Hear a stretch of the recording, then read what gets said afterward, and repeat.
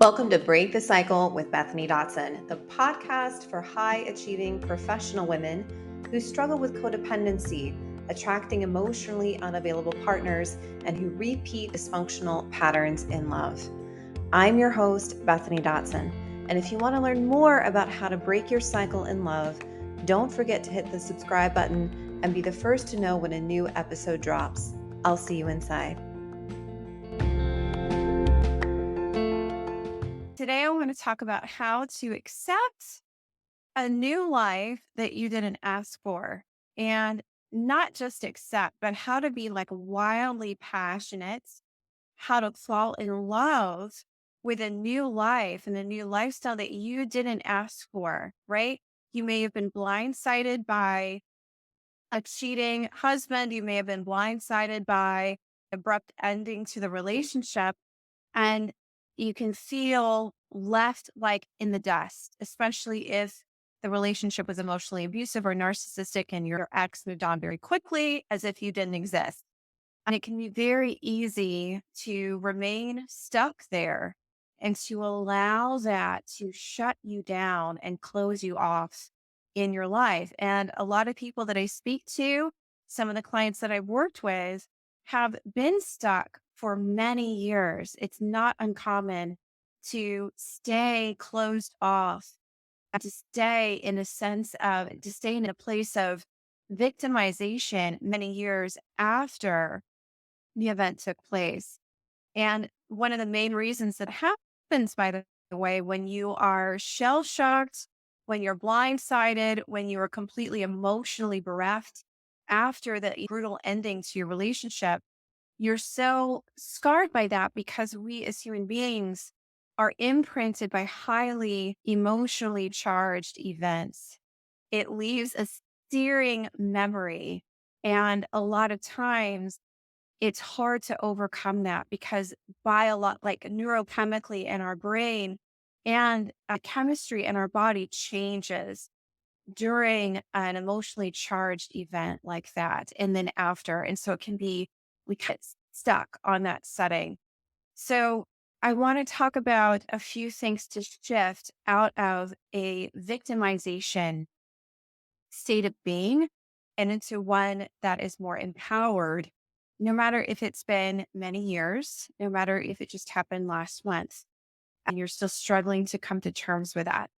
The first thing that I want to bring up is that when somebody says, struggling to accept the reality that I'm living in now, what I often find is true is that they were struggling to accept truths they did not want to see in the marriage or in the relationship.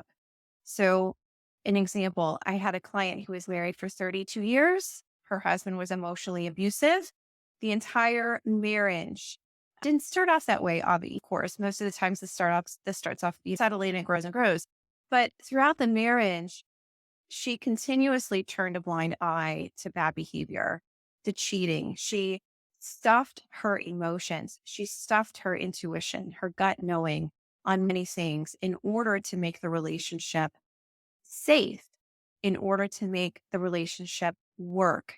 And of course, over that 30-year period, she drained herself of her emotional resources. So by the time she came to work with me, she was essentially numb and living her life on autopilot and numb for most of her life. What I find is if you're having a hard time accepting a reality that you didn't want, maybe you drug him to counseling, maybe you tried to make it work, maybe you were dead set on sticking it out for the kids or whatever because it was so great and it could be so great when things were great. You have not accepted, you were also not accepting truths in the relationship. So when you're just carrying over, I find that a lot of people are just carrying over this pattern of not accepting, this pattern of inacceptance that they had in the relationship.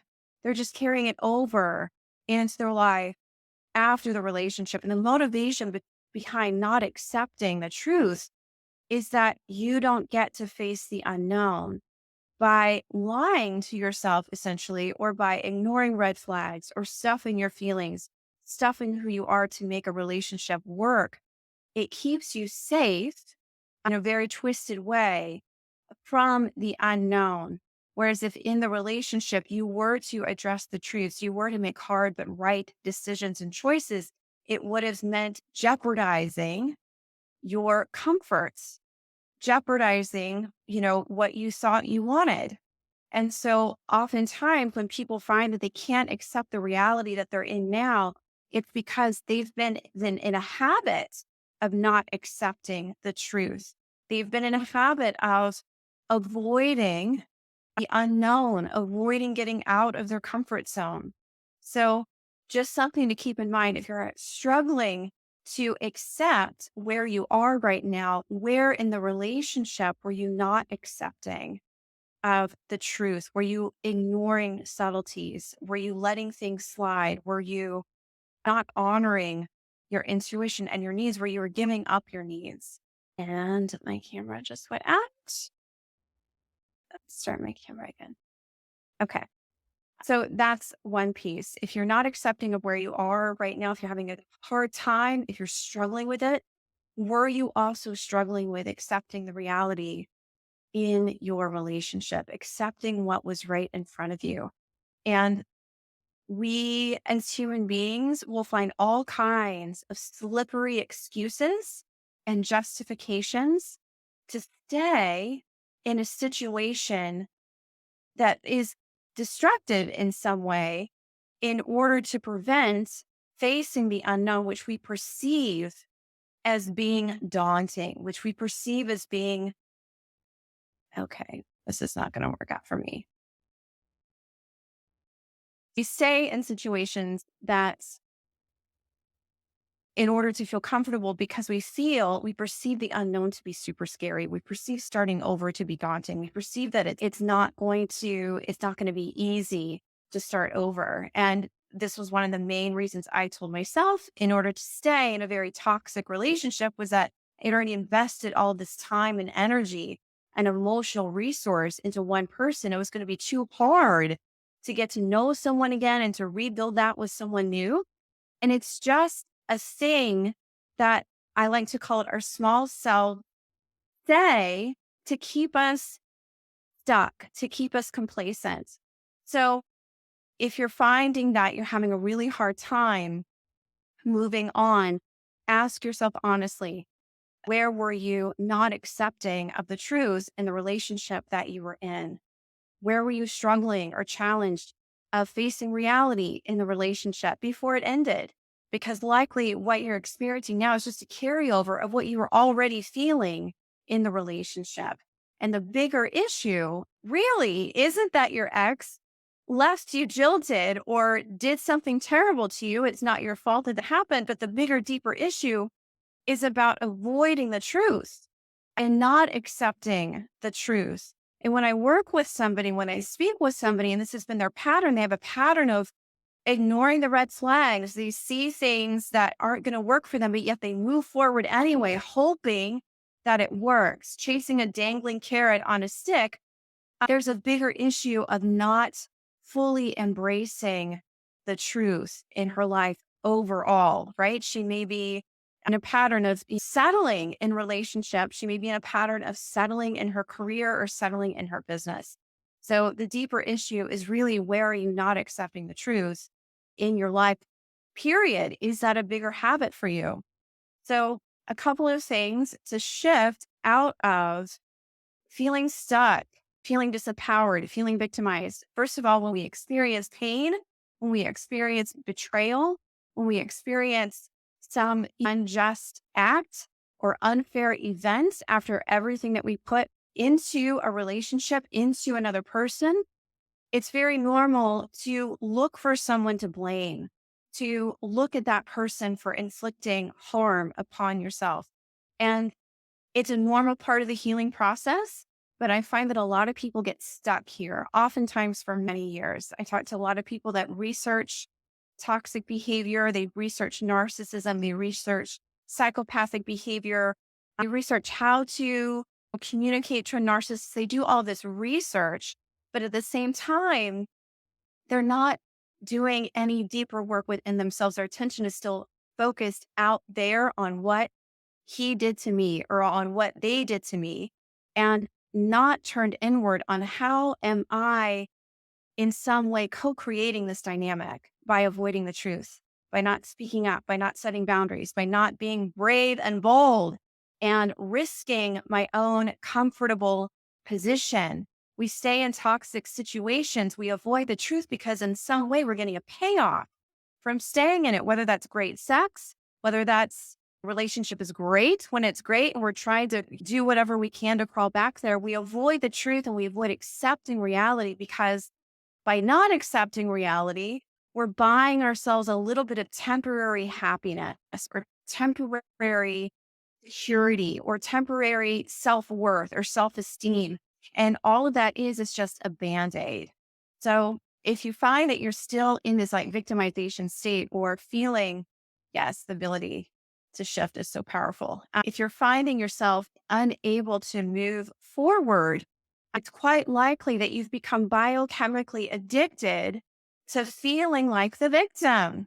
So when we feel like the victim, our bodies and our brains produce thoughts and feelings, and those thoughts and feelings produce a chemical reaction in your body. So living in shame, living in victimization, living in fear, living in anger, living in guilt, living in grief, all of these are very low level emotions. They're bottom feeder emotions. They're survival emotions. And your body can become biochemically addicted to feeling stuck, to feeling pissed off, to feeling ashamed, to feeling overwhelmed, to feeling fearful of the future because you've been so used to producing those thoughts and feelings, and your body has gotten so used to producing those hormones and that chemical response. And so and this is why it's so hard to change, especially when I start working with people right off the bat, because they're so used to thinking one way and to feeling one way and to wanting to, and they're living in the past emotionally still, and they're thinking and obsessing about all the things their ex did to them, that in the beginning, it's very hard to shift and break free from that and start opening themselves up to a newer perspective and a healthier perspective, healthier emotions, because it's uncomfortable. Whenever you've tried to diet or whenever you've tried to establish a fitness routine or any healthy habit, in the beginning, it's uncomfortable. It's challenging, even though it's good for you and it's in your best interest. As human beings, one thing that I like to discern with my clients is the difference between their small self and their big self. And so when you are still living in a state of not being able to accept the reality that you're in, or still thinking about all the shitty things your ex did to you, your small self is driving your car down the freeway. It's careening off a cliff going 90 miles an hour.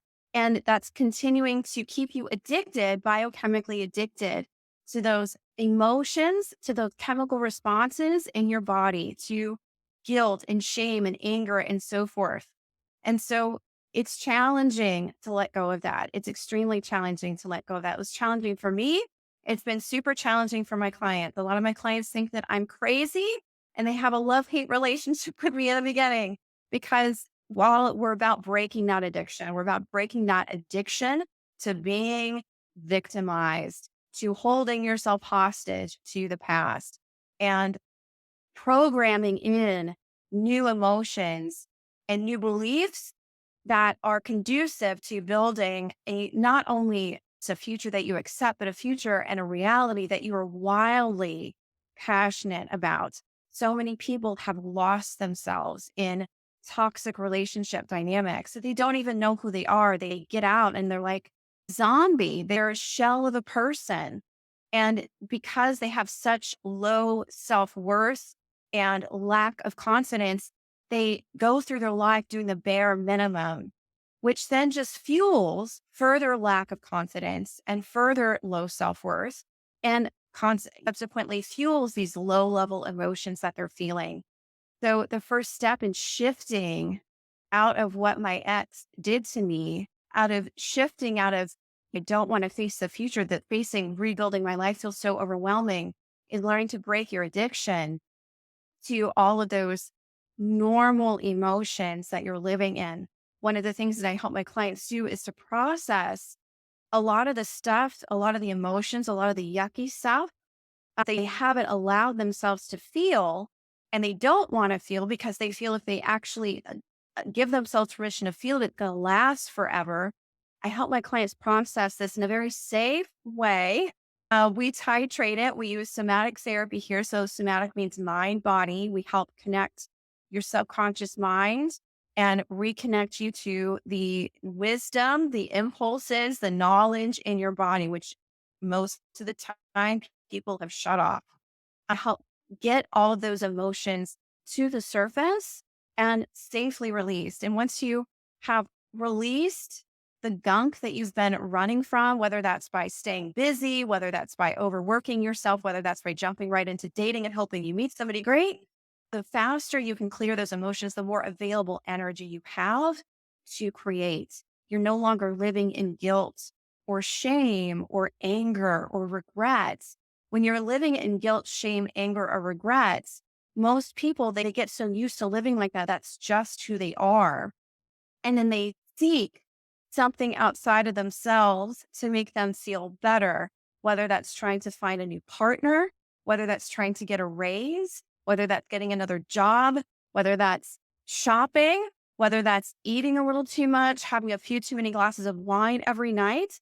There are all kinds of insidious ways that people cope with not feeling their feelings, with not accepting the reality, with not accepting the truth.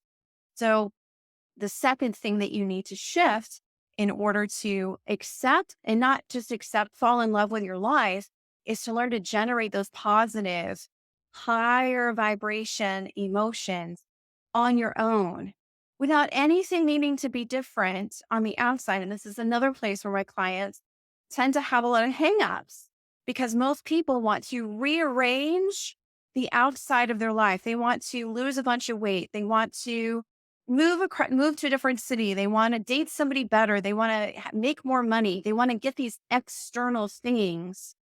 So then that will influence how they feel on the inside. And it never works.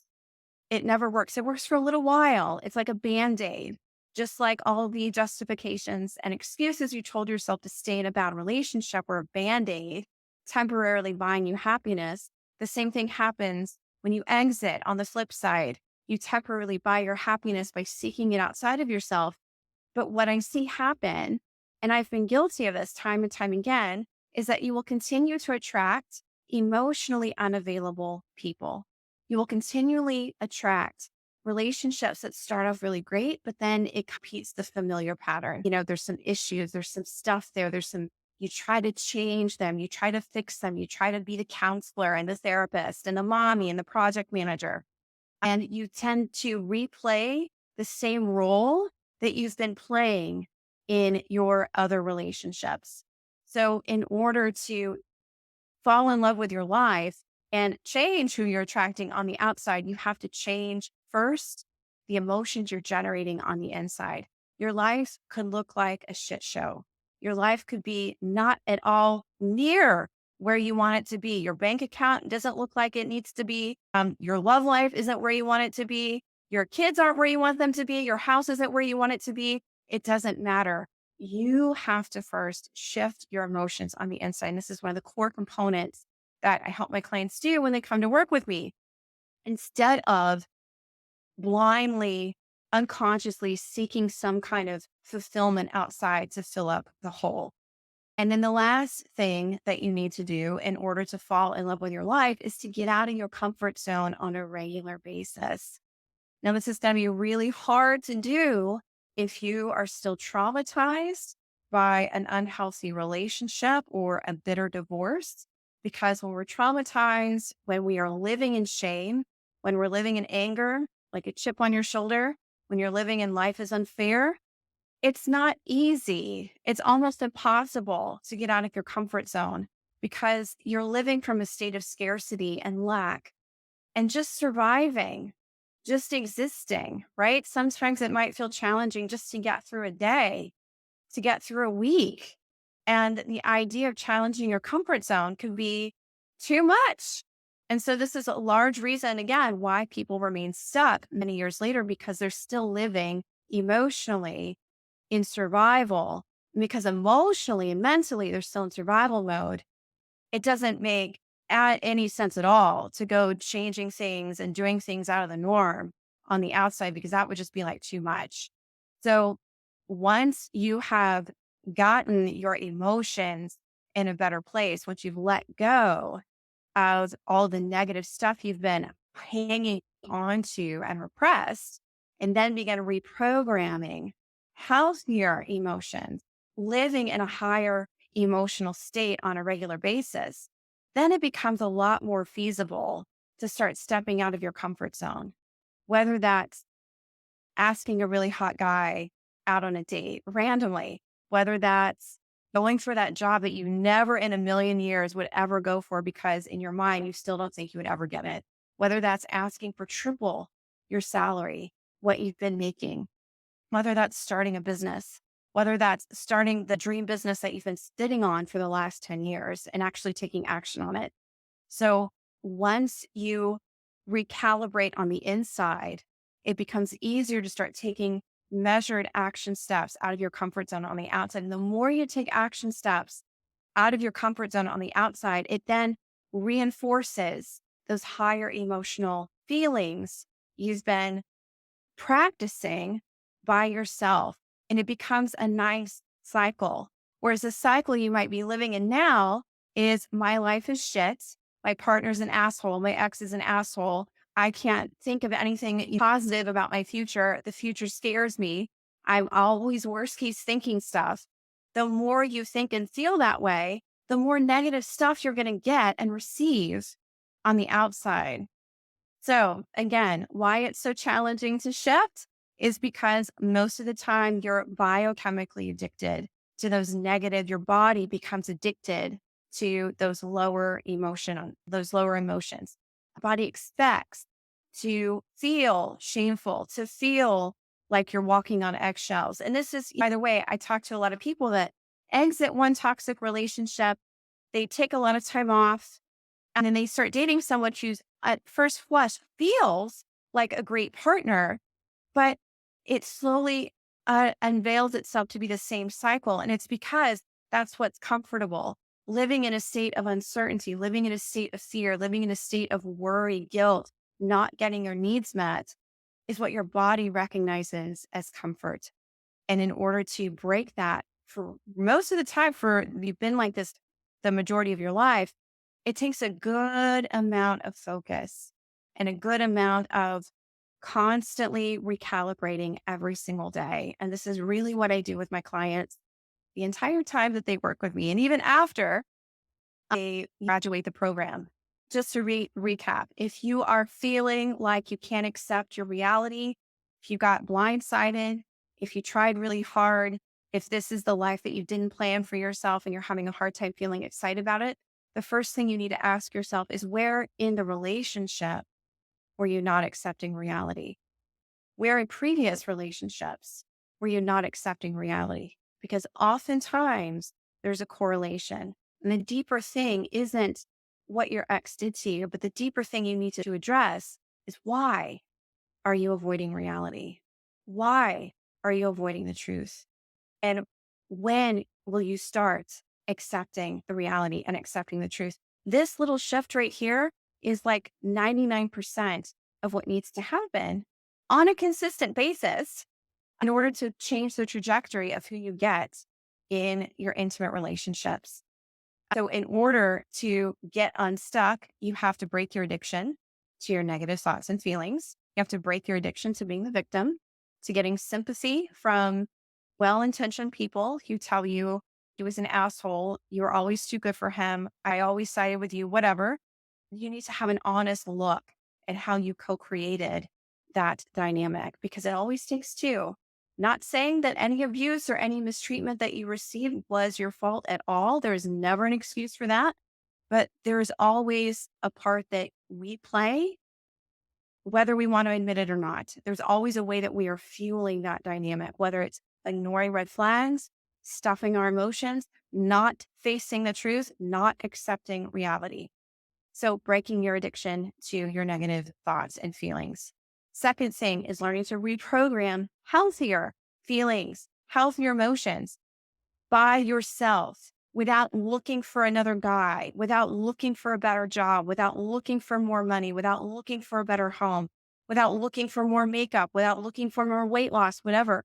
You have to generate that feeling of acceptance and those higher vibration emotions all on your own, even if your life right now looks like a train wreck, even if it doesn't look anything like, if you're embarrassed about your life, you have to shift and get out of that low level embarrassment and shame and start traveling up the mountain to gratitude, to happiness, to joy, and generate those feelings within yourself without getting something outside to fill it. Because again, that would just be a band-aid and it's temporary.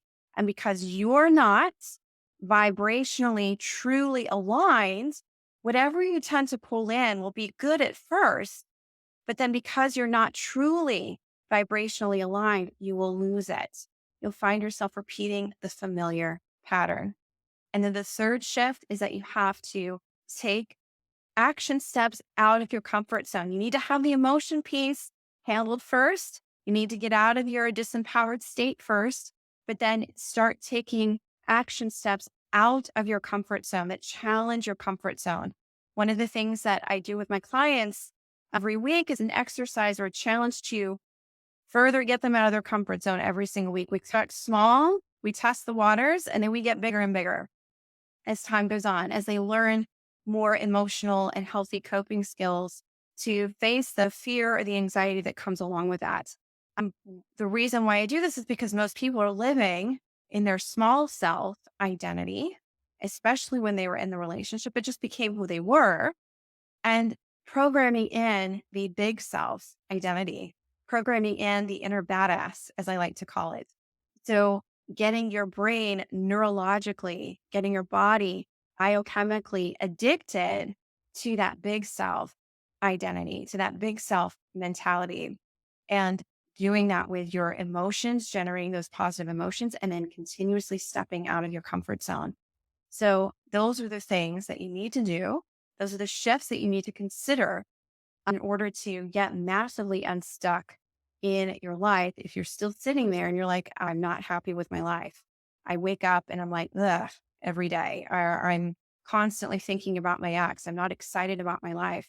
If that's you, listen carefully to what I just talked about, because those are the things that you not only just need to hear, but you need to take action on. So if you're professional, if you're high achieving, if you tend to do a lot, overwork yourself, and tend to attract underachieving partners that you wind up trying to fix codependency, or wind up hoping that they're going to change, and you're ready to break that, you're ready to break that lifelong pattern, then go to BethanyDotson.com/talk or shoot me a DM. We'll have a conversation, talk about your situation. If we can help, we'll talk about that. If we don't feel like we can help, we'll also talk about it and give you a referral, tell you what we feel you need to do in your specific situation to get unstuck. So BethanyDotson.com/talk. If you have any questions about what I shared, drop them below and I'll answer them. Have a good one.